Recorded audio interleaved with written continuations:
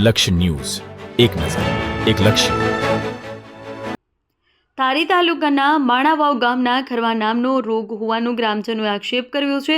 ધારી તાલુકાના માણાવાવ ગામના સ્થાનિકો દ્વારા પશુઓમાં ખરવા નામનો રોગ લાગી ગયો છે તેવા આક્ષેપ કરવામાં આવ્યા છે. આ બાબતને વધુ તપાસ કરતા પશુ ડોક્ટર ચૌહાણે વાતચીતમાં જણાવ્યું 28/11/2025ના રોજ માણાવાવ ગામ ખાતે પશુ કેમ્પ રાખવામાં આવ્યો, જ્યાં 739 કરતાં પણ વધુ પશુઓને રસી અપાઈ હતી. હજુ પણ જરૂરિયાત ઊભી થતાં શેમી કેમ્પનું આયોજન અમારા વિભાગ દ્વારા કરવામાં આવશે. રિપોર્ટર ટીનુભાઈ લલિયા.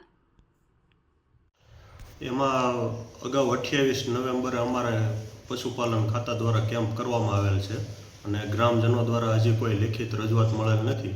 છતાં જો એમની કોઈ રજૂઆત હશે તો હજી જરૂર પડે અમે કેમ્પ કરી દઈશું.